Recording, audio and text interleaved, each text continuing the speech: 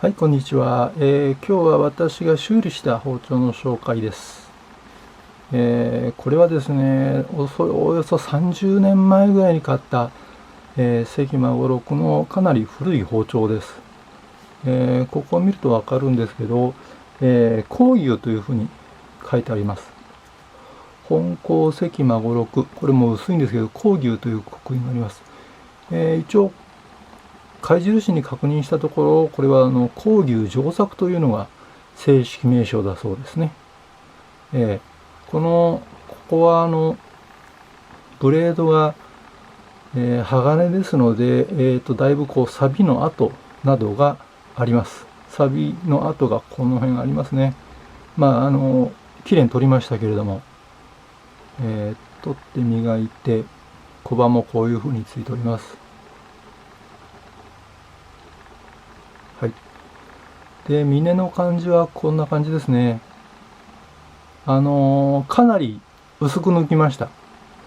この厚みを今 1.7 から 1.6 ぐらいに、抜いています。もともとはおそらく2ミリ程度はあったと思います。ここが薄くなることでですね、包丁の抜けが良くなりますね。はい。この先端のこの抜き具合が、個人的なポイントです。この辺りは市販品よりも良くしているなという感じですね。はい。ちょっと比較してみましょうか。はい、こちらが1万 CL ですね。同じ会社の製品です。現代的な包丁になります。はい。で、これですと、よいしょ。カメラ映っちゃったね。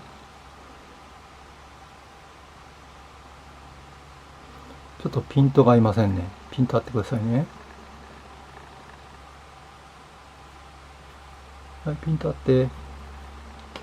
合いました。はい。これですと、こんな感じなんですよね。先端まであんまり、この辺りまで、このカーブが始まるあたりまで、太さが変わんないんですね。まあ、いわゆるその、圧延した材質を使ってるんで、まあ、この辺りまで一緒で、ここだけ削ったよね、みたいな感じですね。はい。まあ、削るのが一番手間かかりますんで、これ、綺麗にテーパーかけようとすると、ものすごく値段が跳ね上がっちゃうっていうやつです。で、ごめんなさい。で、こっちが、よいしょ。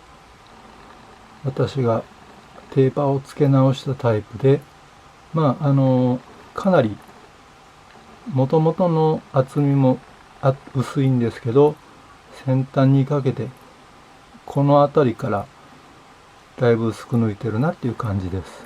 はい。こちらのですね、何遍も出てくるけど、まあ、今のところこれが一番テーパーのかけ方は、綺麗だなっていう感じですね。綺麗にこの辺りから徐々に薄くなっている。これさすがですね。みそのです。で、柄の方ですね。ここは、ジリコテという材質で、ここがカリンを使っています。ここは、なんだっけ、メンピサンだったかなの丸棒で、やりました。ここテカテカしてますけども、漆で塗りましたので耐水性は十分に仕上がりました。で、ここの背中の部分ですけれども、ここはなんだっけな、ちょっと度忘れしましたけれども、別の、木材をはめ込んでおります。かなり薄く削って背中に乗っけてるって感じですね。こちらもそうです。こちらもともと背通しの包丁なんで、こちらは少し厚めですけど、はい、こんな感じで。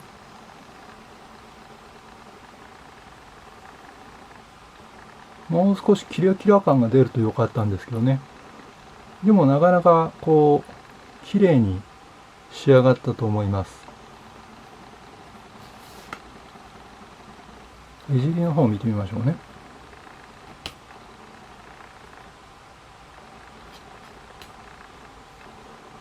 ょっと黒っぽく映りますね。結構テカテカで綺麗なんですけどね。この辺りの丸みも個人的なポイントです。でこの辺りをですね、しっかり削り込んでおりますんで、この辺りはやや平らで、こう持った時に、ここにぐっと力を入れて、ぐんぐん押し込めると。で、こちらの方は少し丸みを帯びているので、ここのですね、この関節の当たりがいい。というわけで、非常に個人的には、いいなっていう感じのグリップになっております。あとはここにクリっていうのがあれば小指がかけられて最高なんですけどね。ここの小指のかかりですね。これはちょっとめんどくさいんでやっておりませんで、この形状的にはですね、参考にしたのはこちらです。大体同じになるように、ごめんなさい。作ってますけど、はい。これもですね、ピンと合ってください。こちらの方が割と平らで、割と平らなんです。で、こっちは結構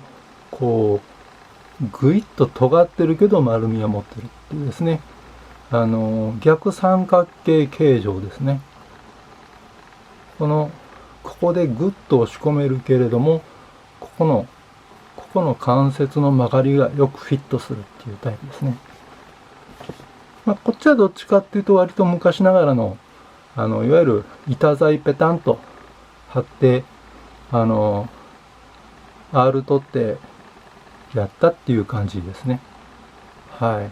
これはこれでなかなか、すごくオーソドックスでいいですよ。この長さがちょっと、他のものに比べるとやや短めかなっていう感じはしますけれども。